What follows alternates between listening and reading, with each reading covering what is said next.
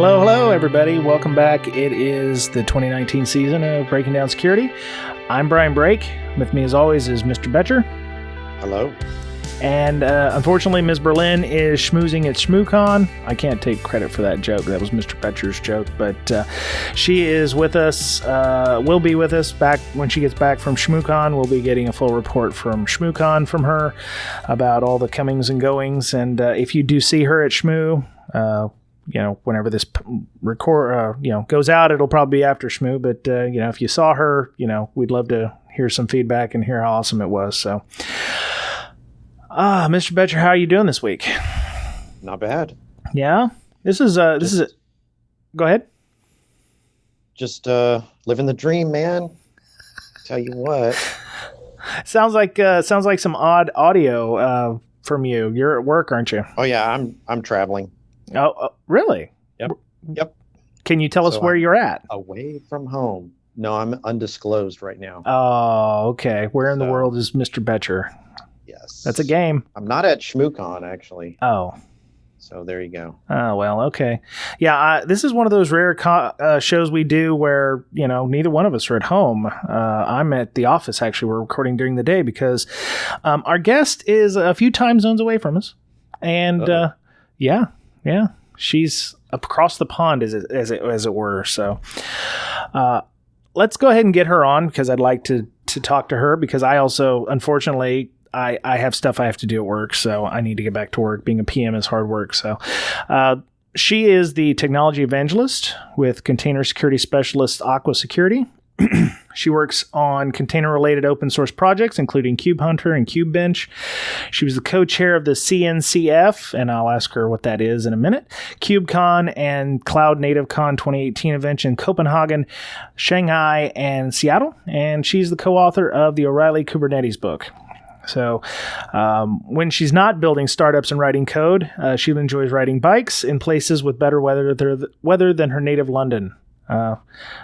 She came to Seattle, and obviously there was better weather here than in London. But anyway, so welcome Liz Rice to the show. Hi, thank you very much. Yes. Yeah, Seattle was pretty much the same as London in December. It was, not appealing to be outside. See, and the problem was you left, and immediately we had like a week where it was sunny, no clouds, nothing, and it was a little windy. But now we're heading into what the local weather people are calling second winter. So we're, we have a second winter. So, oh my goodness, I thought Ms. Berlin would be schmoozing at ShmooCon, but there she is. Hello. Hi, I don't know how great this is going to work. I'm tethered right now to my phone. That's okay. I'm tethered to my phone, too. Ms. Berlin, we are actually recording right now. We started without you, unfortunately. I apologize. Meet Ms. Rice. Meet Ms. Rice. We just started recording. So, Ms. Rice, Ms. Berlin. Hi. You two have a lot in common. Yeah, you two have a lot in common. Both of you are O'Reilly authors, or co-authors in this case, of very successful books. Woo. Yeah. So that's Ms. Berlin's Slack notifications. Yeah. I'm messing this up already, aren't I? That's okay. It's all right. We're just happy you're here. So Ms. Rice, we wanted to have you on because we've had numerous podcasts talking about DevOps Sec and Sec DevOps and DevOps Sec and whatever version you want to put Sec in there in the labeling. You have a very interesting take on how to shift left, which in this case is how to get security in to the DevOps process as soon as possible. Maybe you could kind of give us an idea of what that is in your respect. Yeah, so this is all really about containerization, really. It's about how when you move to containers and a CI/CD system, you start having these kind of small, isolated pieces of software, and you can start looking at addressing the security of those individual pieces of software that you're going to containerize earlier in the CI/CD pipeline than is practical when you're building a monolith. Right. Containers actually end up giving you, it's very easy to look at containers and be kind of worried about some of the security aspects, and we can talk about that for as long as you like. But there's also a bunch of advantages that you get from moving to containers by breaking your software down into these individual components, you can secure each of those individual components. So you can add an extra layer of security around each of those components. Mm-hmm. And when we talk about shifting left, we can be doing things like in pushing responsibility back to developers to say, when you build this container image, you're going to be, pushing code that gets built into a container image, and you need to make sure that that image is free of vulnerabilities as far as possible. And maybe your organization has some policies that they apply for security reasons to those container images. And you can check those things at build time. So reasonably early in the pipeline. There are things you can do at the test stage as well. But really in the build phase, you have this great opportunity to basically push back and say, you know what, that insecure version of that particular package, don't use that. Right. Pull in a dependency that is not known to contain vulnerabilities. You can push that back to developers way before it gets anywhere near hitting a production server. So it's really effective. If you can do vulnerability scanning, it's a really effective way of pushing a huge part of the security concern right as far left as you possibly can. Right. So one of the things I was thinking of when I was reading all of these things, and I love the idea of your non-privileged containers, which we'll talk about in a few minutes here. If security needs to shift left, we hear that, security needs to shift left, security needs to shift left. In a lot of organizations, it's hard for them to do that because it seems like everyone's expecting security to make the shift and to get, to wedge themselves in. And obviously the development cycle needs to make some accommodations for that. So instead of, 100 releases a day, you're going to, maybe only put out 80 a day. What are some of the things that developers can do when initiatives, and they hear, oh no, security is going to be invading our space?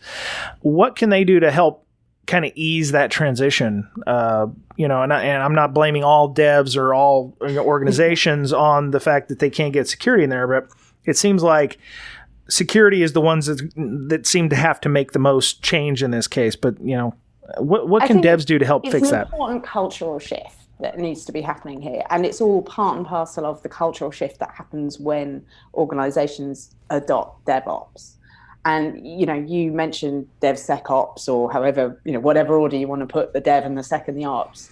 The important thing is to get all those different people communicating earlier on in the process. So traditionally, we've seen organizations where, you build software or developers build software, and then they kind of throw it over the wall to operations people who deploy it. And they kind of throw the security concerns over the wall to a security team. Mm-hmm. In this DevSecOps environment, it's got to be a much more collaborative approach. It's got to involve things like, okay, so the security team have a view on, let's say, which, let me step back a second. When you're building a container image, you are generally basing that image on or from a base image. And for a lot of organizations, they'll have some fixed base images. Maybe there's a base image that you use for Java and a base image that you use for Python and what have you. Mm-hmm. And the security team can be involved in saying, okay, what versions of packages do we want in these base images? What level of base images are we going to support from a security perspective? And they have, they can be sort of defining in collaboration with the development team who are saying, well, actually, I need version, 1.7 of whatever particular bit of software they need. That discussion about what the requirements are and what the dependencies are has to happen. It can happen much earlier in the process. It can happen before the developer even builds that image, rather than, security being a kind of sticking plaster thing that you do at the end of the process. But yeah, it absolutely requires a cultural change involving discussion earlier on and understanding how much automation can really help with the security of all these things. I think one of the things that is scary when you think about containers is you go from having a handful of servers, let's say, and having to worry about what versions of things need patching on those servers. Suddenly you can be talking about thousands of container instances, and inside each of those container instances you've potentially got a whole Linux, basically, and with all various different packages and various different dependencies and various different executables. And if you think about that with a traditional mindset, you think about it with the traditional approaches to security, it's just impossible. It would be unmanageable to go through all those thousands of containers and patch them. Right. You've got to be thinking much more about programmable everything, sort of infrastructure as code. Containers are immutable. You don't patch a running container. You blow it away and deploy a new one based on a new, fresh build of the image. Right. And all these kind of changes of approach and using these automation tools. And again, you can't really have that discussion without sort of including security in the whole DevOps discussion. How's that CI/CD pipeline going to be built? What do we need to have at each stage in that pipeline? Mm-hmm. Right on. When you push left, what are the advantages and disadvantages of doing that? Because there's a cost, a consequence maybe to doing or to making a change like that. Can you talk about what may be a disadvantage here? I think the biggest disadvantages that we see are really come down to that cultural question, and about organizations need to know why they're doing this. They can spend a lot of time and effort and energy embracing this whole cloud native world, this whole DevOps world, this whole automation world, and they need to know what they're getting out of it. And usually what they're getting out of it is some ability to ship functionality more quickly. There's usually some kind of business motivation behind that. But I think people sometimes go, oh, containers, we want some of that. We want some of this fancy DevOps thing that we've heard about. Like, let's have some of that because it's fashionable. And that's a terrible reason to do it. It's got to be done with sort of objectives in mind, sort of understanding of what the impact is going to be on the business, and an understanding on how this is going to require actually quite a lot of education. There's a lot of people at all the stages of this pipeline who are going to have to understand containers. Maybe they're going to have to understand Kubernetes. Maybe they're going to have to understand how they're going to be automating all the infrastructure deployment. Maybe they're using things like Terraform. There's loads of new tools, loads of new education, new things that they're going to need to be educated about. And that's, it's time and effort and cost to educate all the people in your organization. Right. Cool. I think that's probably the main downside. The upside is that business agility that you can get out of it. And ultimately, from a security perspective, as I was saying earlier, this kind of decomposed architecture, if you decompose your architecture into containers, you can add extra layers of security around each of those smaller pieces of software. So for the developers, it's harder for them to find these vulnerabilities on their own than it is for you to find them and just tell them what to fix. Yeah. Right? So this is where things like vulnerability scanners, image scanners come into play. So they're automating that process and reporting on, for each image, what the set of vulnerabilities are in that image. Mm. This is one of the things that we do at Aqua. And we actually have a free version of an image scanner called Microscanner. It's actually the same scanning as our commercial product, but just kind of integrated in a slightly different way. Is that a static analysis tool? Yeah. So it's indexing all the contents of your container image against a database of known vulnerabilities. Uh-huh. So I have a question about when I'm telling people about, like, what are the number one thing they should do for securing their containerized deployment, using a vulnerability scanner is the first thing. That's kind of the most effective thing you can do. We've had a couple of shows recently with some Node folks, the director of security for Node, and somebody from Google who's trying to strengthen the Node Node.js stack, for instance. And we hear about dependency hell all the time, and how good a job do these vulnerability scanners do against dependency hell? If your app that you've got containerized takes several hundred dependencies, it's hard enough for security people to do it. I'm sure most shops out there that are doing CI/CD kind of pipelines are not even bothering to look at it because it's just a time and effort waste for them.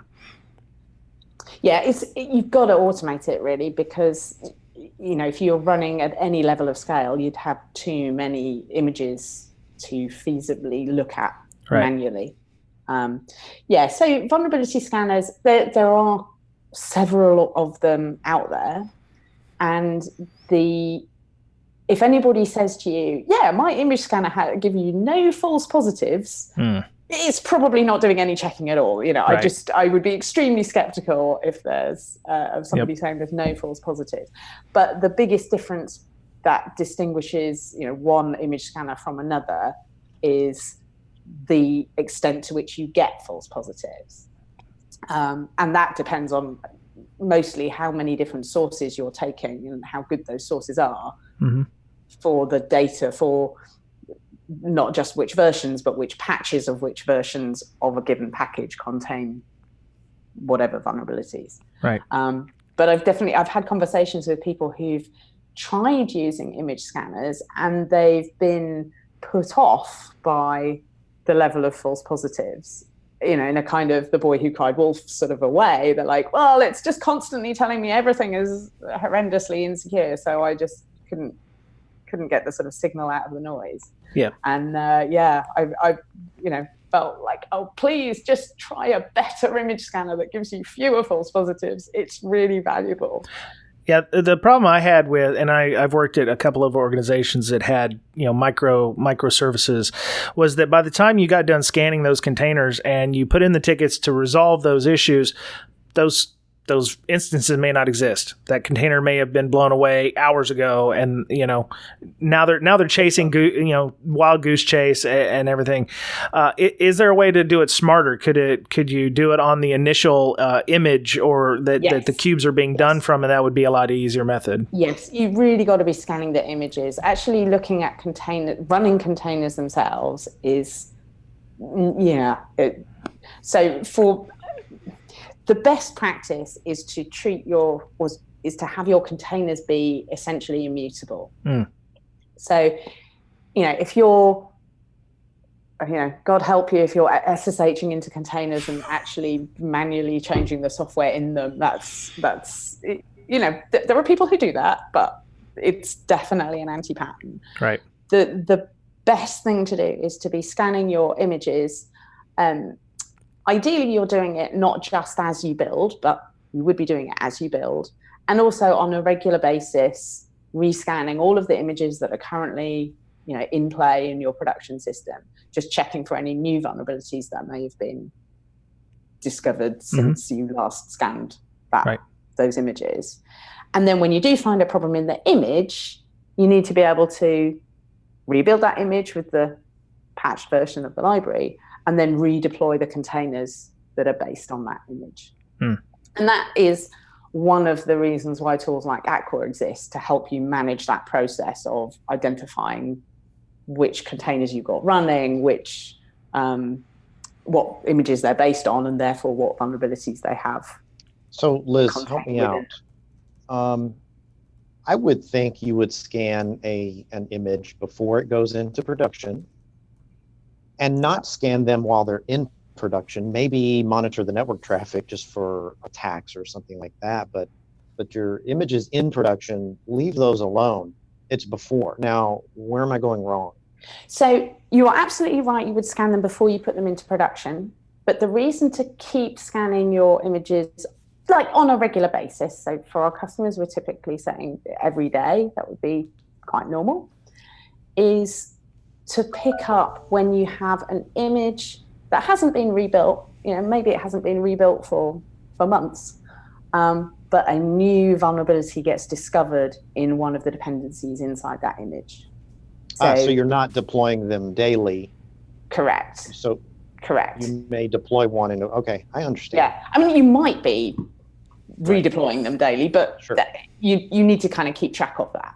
And it's certainly possible. I mean, it's true that container lifetimes on average are, the number has popped out of my mind, but it's something like 3 days average duration of a container in production.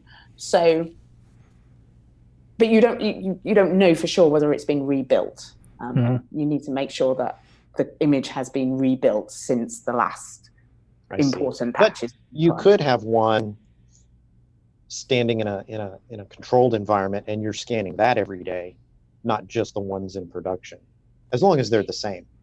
Right, exactly. So this is why you need to treat your containers as immutable, so that the ones that are running in production are the same. And yeah, you can just scan. You only need to scan an image once, even if it's running. There could be 1,000 containers running instances of that container image. But scanning your images means you only have to scan it the one time.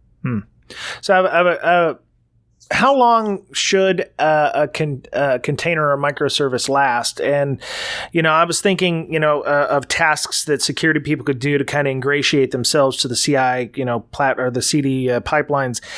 Should we be looking towards automation for saying, setting an alarm clock like, oh, this container's been up for 3 days. Why hasn't it been blown away and rebuilt? Is that too soon for an image, or are we talking like, is it hours too long for an image to be up and running?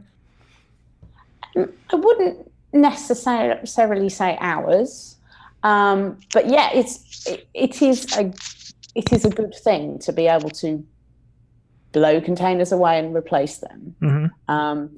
There is a concept called reverse uptime, which is exactly this concept that you're describing, which is to say, maybe you don't want your containers to last for more than some number of days, and blow them away and rebuild them should that happen. And you can also do that at the node level as well. So actually blowing away entire nodes in your cluster and re-provisioning them and reintroducing them into the cluster and having your orchestrator just reschedule the containers.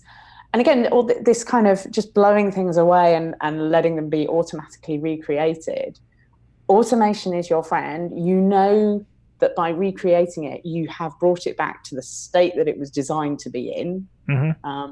Every time you recreate a new node programmatically, it's going to be exactly how you intended it to be. And if anything untoward had been happening, if somebody had managed to get some kind of foothold into that node or into that container, you've blown it away. Nice. Now, hopefully you've detected issues, but it's yet another level of security, this kind of blowing things away. I'm going to ask Ms. Berlin a question here. So Ms. Berlin works for an MSSP. Do you have a lot of customers that use microservices, and how do you guys monitor for, uptime, or, do you monitor for vulnerabilities in microservices? So we don't really have anybody that does it yet. We were talking to somebody that had pretty much everything in the cloud, and it was just that they had containers spinning up and being torn down every, hour or 2 hours or whatever. And I mean, there's some stuff that you can still log on, but it depends on, if that container gets torn down, somebody hacks that container, it gets torn down. If they haven't pivoted or anything, like, they've lost their access. Mm-hmm. So they were looking at more trying to automate like root cause analysis almost, so they could figure out, all right, how did they get there to begin with, and then fix it like up the pipeline more, as opposed to like trying to fix the initial issue. Mm-hmm. I guess if a hacker was to get into a container, it does make it harder to do lateral movement. I mean, it's still possible, but if you notice something out of the ordinary from a container, it's just easier to blow it away and add a new one, which would automatically would stop a hacker in many cases. Right. And it's easier to detect that kind of anomalous behavior if you've got a relatively small self-contained microservice, right? Because it's so much easier to say. My kind of example that I always think of is maybe you've got a product search microservice in some kind of e-commerce environment, and that product search component should only ever be making requests to a product database about products. So you start seeing that trying to make some other, I don't know, network traffic call or trying to make some other database request, that's anomalous. You start looking at a container. Another really great example is what executables are running inside that container. Again, another sort of example that I often use for this, a lot of people will run Nginx in a container. Nginx really consists of one executable called Nginx.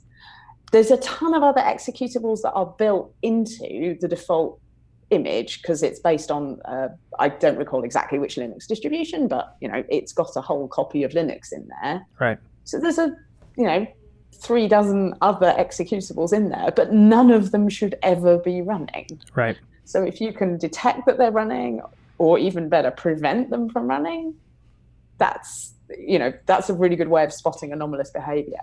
And you can do that so much more easily with containers and microservices than you ever could with a monolith. Cool. Okay.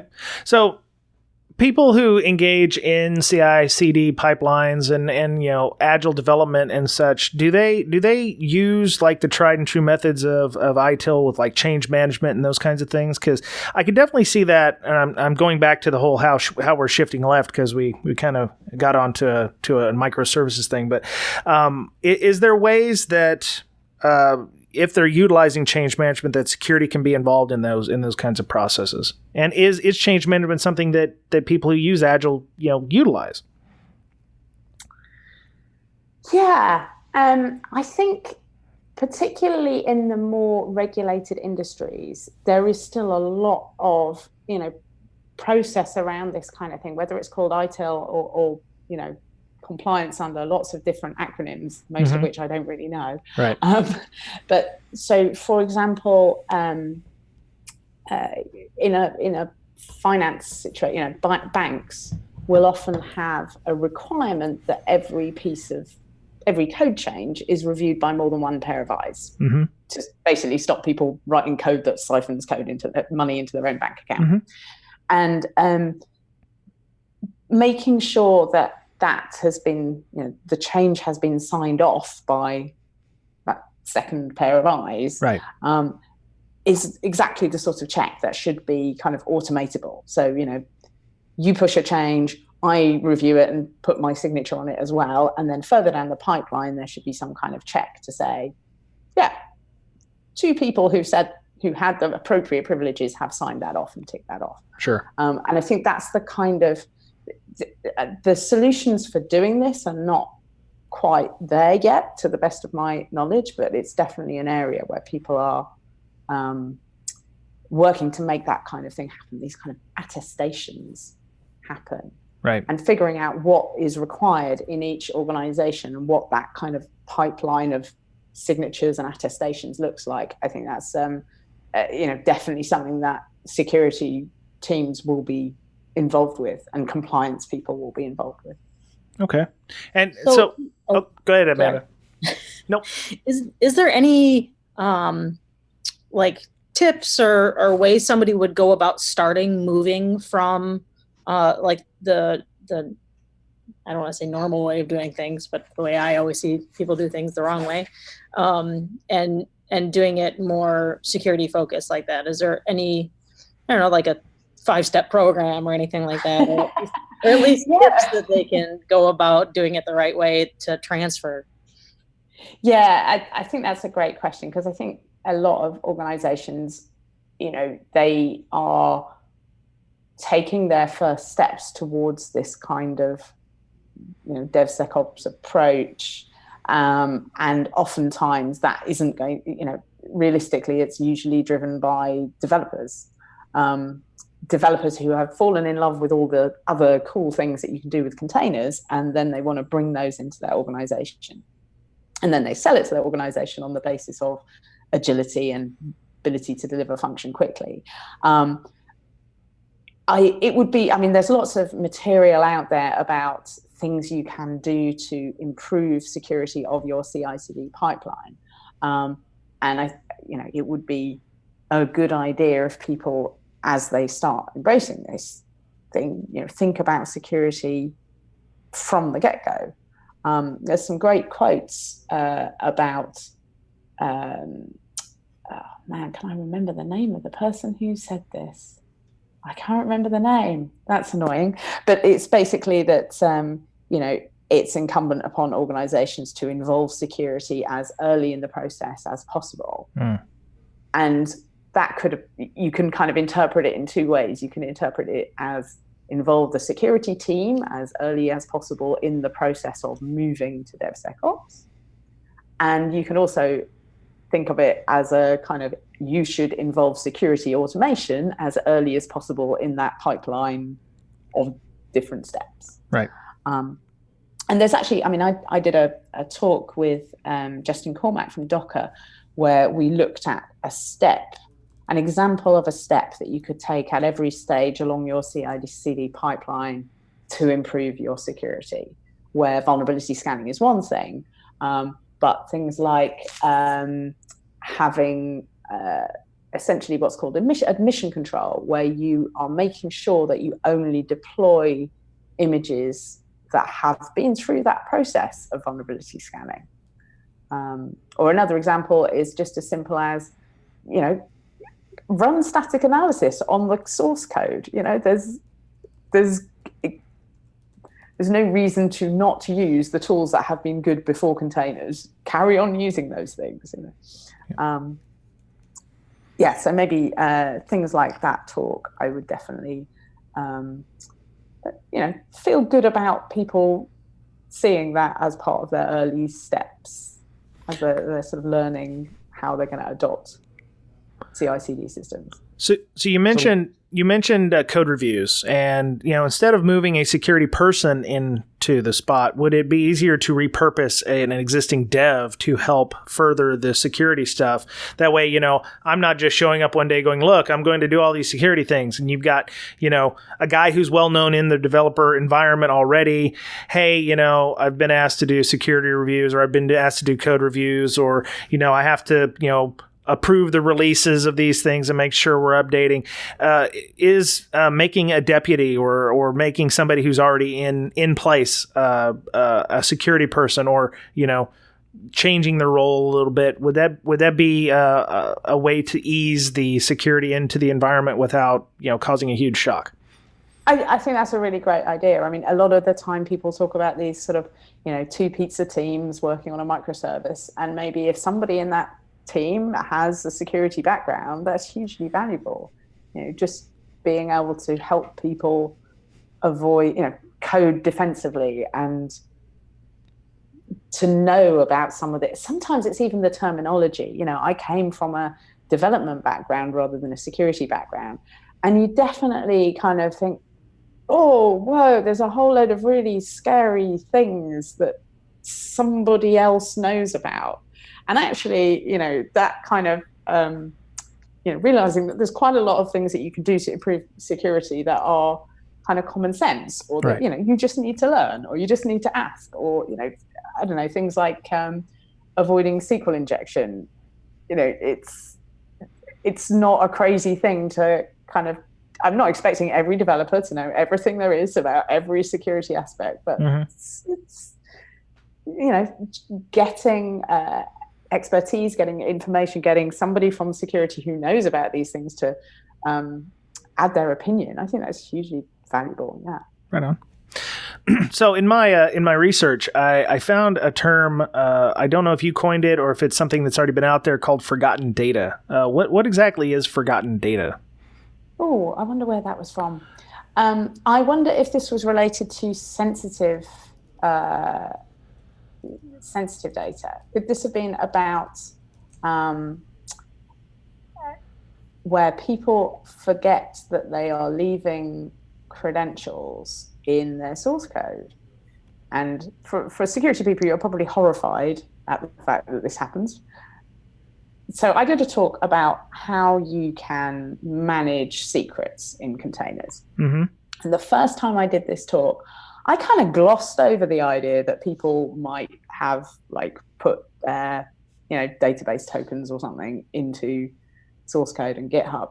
And what I observed in the audience was a whole load of people kind of scribbling in their notebooks. And they obviously were like, oh, wait a minute, we might have done this. Okay, perhaps My we bad. should check. Yeah. And of course, you hear, bits of analysis where people look at what's in GitHub and how many tokens and keys and passwords and things are sort of readily accessible in code on GitHub. So it's so easy for people to sort of not realize that it's, that those credentials are there. They, forget that they, they put it in because they were testing and it was convenient and easy, and then they checked it into GitHub without really noticing. And it's another thing you can test for automatically. I mean, it's right. something that we actually can check for with our image scanner, just looking for things that look like passwords and tokens and flagging those up and not allowing those images to be deployed. Right. Okay. All right, cool. Yeah. One of the things that we talked about with a couple weeks ago with the IoT top 10 that OWASP put out was hard-coded passwords. During your testing, the hard-coded passwords get left in, not just IoT devices, but we hear it in network infra like Cisco and such. So, those kinds of things can get you in the long run. So, definitely. So another thing that I found during my discussions was test-driven development, and how tests and QA can be used in terms to increase security. And I was just wondering if you could speak a little bit on how that would work. Yeah. So actually, when I was doing that talk that I mentioned earlier with Justin from Docker, and he wrote a nice little demo of how you can incorporate he used a script called test SSL, if I recall correctly, that, it's going to be checking that you're using up-to-date versions of, SSL libraries and supporting appropriate encryption mechanisms and all that kind of thing. And you can just build that into your testing. Right. I think a lot of developers think about, functional testing, maybe they think about performance testing, but you can also include some security testing in there as well. And that could be in the form of, if I issue an API request, anonymously or with a malformed header, do I get something that I shouldn't be able to get? But it could also be things like these, SSL checks. Right. And just including those in the tests that you run automatically as part of your CI/CD tooling. Yep. Shout out to Really Dr. valuable. Wetter. I love test SSL. I use it all the time. I tell people to use it. So shout out to Dr. Wetter for that awesome script. It's just a bash script that runs, and it's really awesome. Yeah. Yeah. Okay. So let me see. What do I have for other suggestions? Okay. So there you go. Unless you work for a government, your main concern as a employee of a company or as the company itself is profit, right? So also, if you want to show your worth to your organization, you need to be able to either save or produce that profit for your company, right? And that's why they hired you. They hired you for X amount of dollars. They expect X plus this amount of dollars in return in some form.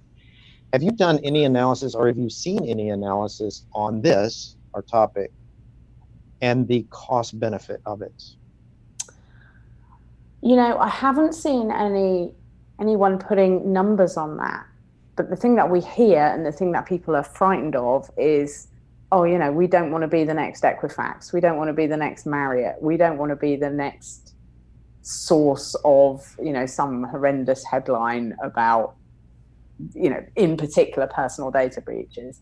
I think GDPR also made a lot of people's minds focused, at a board level on, are we doing the right thing? Because, if you get caught in, in breach of GDPR, it's a really, really, really, really costly fine. And while, that may not be part of your day-to-day, profit figures, it is something that people are, and if they're not, they should be concerned about at board level. So getting, budget to apply appropriate levels of security as part of this move to CI/CD, I think it's kind of irresponsible if you have a DevOps team who are pushing for the agility, but they're not also taking into account that, you've got to be careful. There are exploits attempted, 24/7, and you've got to be on the right side of, headlines for the right reasons, not for losing all your customers' personal data. Right. Yeah. Yeah. But it would be interesting to know what the kind of, if I look at somebody like Equifax or, these big breaches, it would be really interesting to know, had anybody pushed back on security? I know there was an NHS here in the UK, it was the ransomware thing. This is a couple of years ago now, but it basically came down to the fact that the various NHS trusts were attempting to save money by not upgrading their versions of Windows, and they were running versions that were no longer supported. Somebody must have known that. Oh, sure. And somebody made the decision to save money by not upgrading. I would have to think. That's interesting. Exactly. Yeah. And what was the savings? And then ultimately, what was the cost? Right. Involved? Yeah. Yeah. And that would be such an interesting, because it was certainly an extremely costly, 24 hours for them, maybe longer. And you would think that the investment to have prevented that would have been worthwhile. And I'd love to see that analysis. Mm-hmm. Right on. So one of the other things, and I think we're almost at the bottom here, is like setting. You mentioned setting goals, starting small. So what would an example of a small goal be for a company that maybe doesn't have security built into its pipeline, but is something that is like a good first start? Is it the code reviews, or is it just something as similar as taking stock of what you're running in the environment?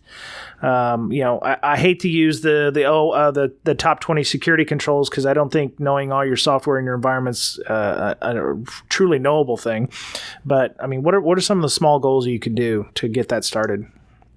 If we're talking about people who are already running with containers, I absolutely 100% of the time recommend vulnerability scanning, image scanning, because it's such an easy thing to automate, and you will be getting yourself much, much more aware, or much, much more knowledge of whether you are running vulnerable packages or not.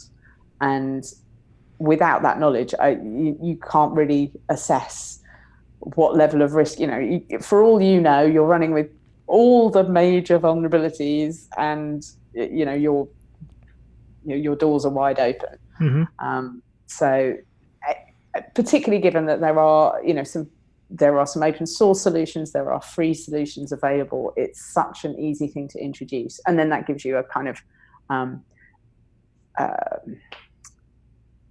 baseline knowledge that you can then act from. Okay. I actually thought you were going to say non-privileged containers. We mentioned that earlier in the show, but is that not a small goal, or is that a huge thing? The thing about non-privileged containers is that if you're writing your own software, it is pretty easy to kind of in your Docker file say, specify a non-root user. And you should. And there are tools, again, that can police that you do that. If you are using third-party images, unfortunately, quite a lot of those third-party images will run as root by default. Right. And while it's like 99.99% of the time, there's no great reason for it to need to do that. The Nginx, again, love Nginx as an example. So, it's software that was designed to run on a host and open port 80, and it runs as root so that it can open a low number port. You put that code inside a container, you've got port mapping, so it doesn't matter what port number you need. Right. And therefore, it doesn't need to run as root anymore, but you need to reconfigure it to use a higher number port so that it doesn't need that privilege. Right. And while that's not, it's not rocket science to do that, you have to go through those steps to take a sort of Nginx, vanilla Nginx, and turn it into a non-privileged Nginx container. Totally doable. Not the thing that I would recommend as for day zero security task, because there could be quite a lot of those. There are actually some people, like I think Bitnami did quite a lot of work to build non-privileged versions of a lot of popular container images. So we also shouldn't just blindly trust what's in the Docker marketplace, for instance, right? We shouldn't just be running those. We should be building a company should be building their own for more security. Yeah, that's generally a good idea. Yeah. Sorry, I don't work in a CI/CD platform anymore, so we weren't doing that at the old place. We were actually building everything with Puppet and Chef and what have you. But it's like companies that are trying to get into the cloud are like, oh, let's do the microservices thing. It's easy to just Docker install from this site, and supply chain issues abound by this, where it's like, oh, I could just put a malicious container inside there and own hundreds of organizations. So yeah. There's quite a lot of work going on to be able to police that, to be able to verify the provenance of images by signature. Oh, that's cool. Yeah. Right on. But for today, I think it's the safest approach is to rebuild. Right on. Ms. Berlin, do you have any questions for Ms. Rice? I really don't know much about containers at all, and that was really my only one. Okay, that's cool. But I've learned a lot. There you go. Know that counts. Well, it sounds like MSSPs like yours will be having to deal with this in the next. No, it's given me a lot of ideas, just because the thing that we're building right now in the company that I work for, I think we could probably build a lot of detections based around containerization stuff. So it's on my list of things to learn about, but that helped. It seems like knowing what's normal is more important than ever, because all these containers are supposed to act all the same usuay. Right. And I mean, in a normal environment, you don't have that level of visibility or knowledge of what anything's doing. Mm-hmm. I guess that's one question. Like, since I've not really worked in many places that have had containers or anything, is there like, other than just like spinning up a whole bunch of Docker stuff that you've downloaded off the internet, like, is there a definite bad way? Like, we see, people in environments that have no asset management. They have no idea what software is running. They have no idea what hosts are on their network. I'm assuming that could happen as well in a situation like this. Yeah. The kind of equivalent of that in the container world is people deploying a container and then SSHing into the live container and installing software in it. Right. Right. And you have no idea. Yeah. Right. That's the equivalent. Yeah. That's completely besides the point of. Yeah. Cool. All right, Mr. Betcher, same to you. Do you have any other questions for Ms. Rice? No, I do like the idea of shifting left. I think once it gets established, it's easier. Right. To have a more secure environment, but it does take a lot of effort, a lot of education, as you said. Right. But I think that going that route, it's totally worth it to put in the time to get those scanning tools in place for code audits, right? And to scan an image before it goes into production and regularly. like we talked about. Cool. Yeah. And then you get into the whole world of the runtime protection stuff where, you're looking at these normal behaviors, you're looking at the network traffic between containers. It's there's a whole kind of world of really cool things that you can do. And that's kind of, I guess, one of the reasons why I really like container security, because there's all these neat things that you can do and neat tooling that you can build or buy to kind of police what's happening inside your containers. It's fascinating. Nice. Well, I appreciate you coming on. This was definitely something I think was a nice segue between our containers and our IoT and our discussion with the node stuff, because it kind of builds upon everything. So I appreciate you coming on. Are you going to be speaking anywhere in the next, 4 to 6 months? Oh, yes, definitely. So off the top of my head, I'm in Zurich at the end of January, speaking at an event called Container Stack. I will likely be speaking at DockerCon in San Francisco I want to say that's May. I have a feeling there's a couple of things going on in May. Yeah. You have a schedule on your website, I believe? Yeah, I usually publish things on my personal website, so lizrice.com. And, okay. Aqua, the Twitter feed for Aquasec team will often be broadcasting what we're doing more broadly, and also hints and tips for container security. So that's worth it. Awesome. You wouldn't happen to be going to B-Sides Leeds, would you? I don't know about that one. I've heard of B-Sides, but I didn't know there was one in Leeds. There is. It is. That's very cool. It is next week. Ooh. Well, I shall see what I can do. I've got I will be there. So yeah. Well, if I make it, then we should definitely say hi. Definitely. Cool. Awesome. Well, I guess I know where Miss Berlin is going to be next week. We're recording this on 17 January, so you're going to be in Leeds in the UK next week. I will. I'm in DC right now at KubeCon, and then Leeds next week. My kids get to see me for like 1 day out of 10. They're not super happy, but goodness, tis the life. Yeah, and you're doing the mental health village there at B-Sides Leeds, yeah? Yeah. Okay. Will you be speaking? I guess I'm giving the closing keynote. Kick ass. Look at that. All right. I just found that out the other day. Awesome. Okay. So other than the Aqua Security Twitter, Ms. Rice, is there any other way of somebody, like, let's say they want to talk about container security or maybe invite you to a conference, can they get a hold of you on Twitter or elsewhere? Yeah, Twitter is a good place to find me, and I'm Liz Rice, which is, if you know my name, I'm easy to find. Okay, cool.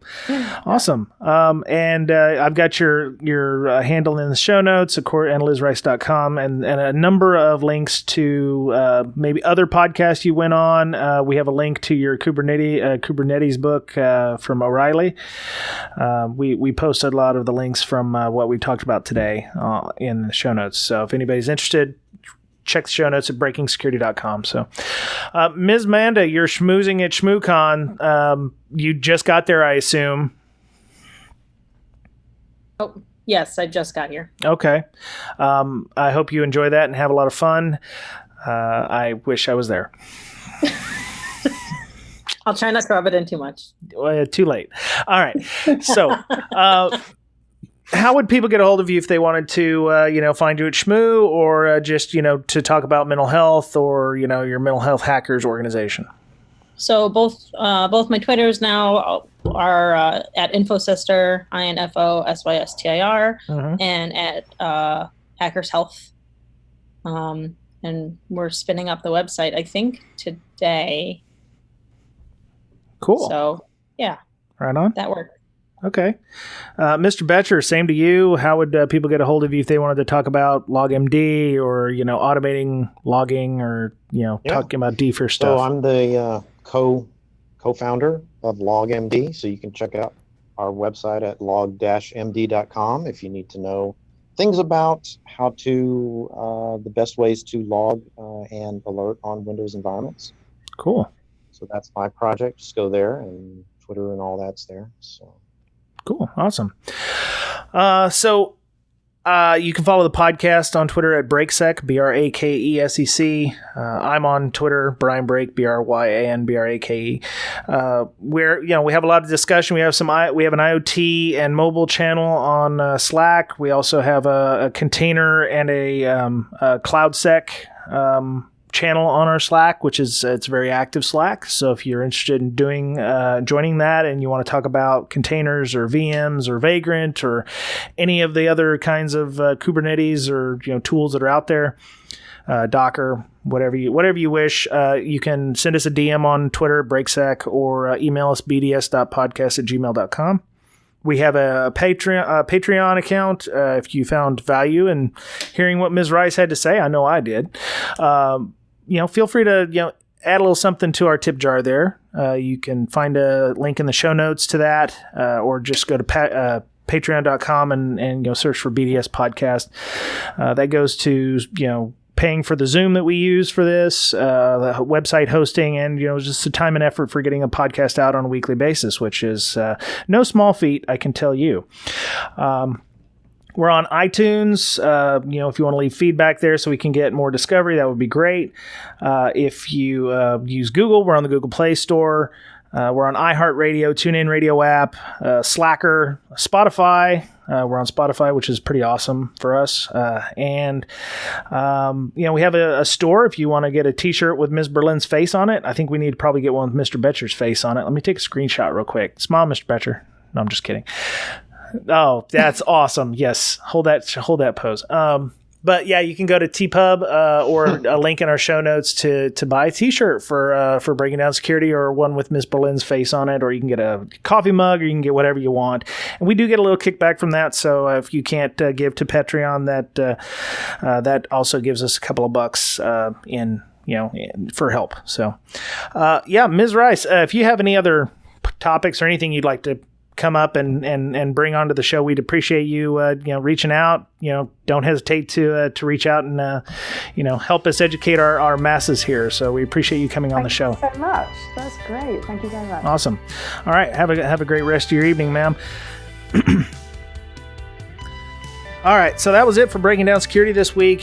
Have a great week. Be nice to one another. Take care of yourself, because as I and Miss Berlin know, you're the only you have. And we'll talk to you again soon. Bye. Bye-bye.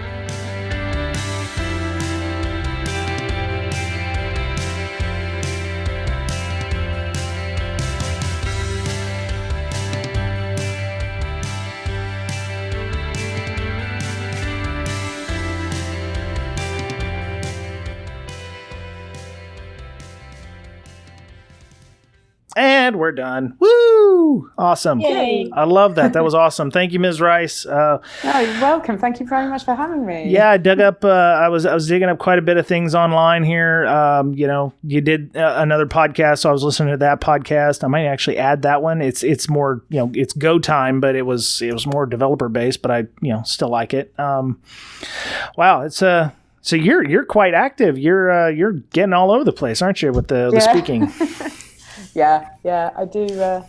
I speak at quite a few events and try to, write things, do talks, do podcasts, So and run some open source projects and build things. Yeah. So you go to mostly developer conferences? I would say mostly container conferences, and some. So I have I'm quite involved in the sort of Go community, so I'll go to things like GopherCon and Go UK. It's kind of interesting that with Aqua, we found that the sort of traditional security events, at least a couple of years ago, people just didn't really know about containers, so they couldn't really talk about container security. Yep. But I think that's kind of starting to change now, so we might be seen at more and more security events as well, I think. That's cool. Yeah, I know that one of our friends, Jay Beal from InGuardians, he's creating a deliberately vulnerable Kubernetes framework. And he's highlighted it at HushCon here in Seattle, but he's working on trying to get that released where, it's a CTF where you could go in and actually hack a Kubernetes environment. So, that's really great because one of my projects, our project, is kube-hunter, and it's basically kind of penetration testing for Kubernetes cluster. Oh, okay. So it would be really cool to kind of, see that vulnerable cluster and see what we find in it. Well, I can we'll find something. I can introduce you to him on Twitter and see if you guys can get a collaboration or something started. So cool. Yeah, I was just wondering, do you see a lot of security people at these Gopher cons or something, because it seems like we have an echo chamber in the InfoSec community, and I was just wondering about how somebody who had a security only paper for Go, for instance, or for Docker or Kubernetes, how it would go over at a Kubernetes conference, for instance. Security was one of the hottest topics at KubeCon. Really? Just gone.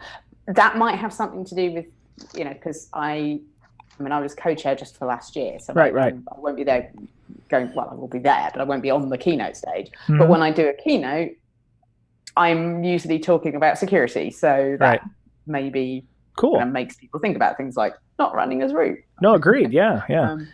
I just wondered, do they do like a CFP or something for these conferences? Yes. Okay. Yes, absolutely. So the KubeCon, the CFP for Barcelona, which is in May. Oh, Barcelona. That CFP is closing on Friday. Okay. So But maybe the one for San Diego would still be available coming up. San Diego one, I don't even know if it's open yet, but it will be. Yeah, keep your eye open for that. But yes, people, and they like to hear, new voices. Cool. Particularly if it's it's got to be pretty cloud native related. It's quite focused on that, but they do like to hear kind of people with a different perspective that they haven't heard before. So yeah. Okay, cool. We'll probably post this, not this weekend, but the following weekend, because we still have part 2 from our IoT security stuff. And, if Aqua could give us a shout out, that would be great. We'd appreciate it. Oh, well, sure. Yeah, absolutely. We will. Yeah. Just let us know when it's, when it's published, and we will definitely tweet about it. Roger that. LinkedIn about it and all that kind of thing. Nice. All right. Well, thank you again. Hopefully you can get out to B-Sides Leads. If not, I know Miss Berlin will be there, but you guys can, say hey and wow. Yeah, that would be. I will definitely check it out. I can't promise anything because I've got a few things on next week. But, that's fine. It's a little last minute notice. Oh, yeah. It's a little bit. They may be sold out too, for all we know. Yeah, that's also a possibility. Yep. Yeah. All right, Ms. Berlin, safe travels to Leeds, and let us know how everything goes, because we'll have to have you on for an actual show to discuss Leeds and ShmooCon. But yeah, we'll get to you. We'll get with you after you get back from Leeds and discuss. And so safe travels to you, and safe travels to you, Ms. Rice. Thank you very much. Cool. All right, Mr. Betcher, pleasure as always, sir. We'll talk again next week. So thank you, everybody. Sure thing. Have a great night. Bye. Have a great day. Bye. Bye. Later.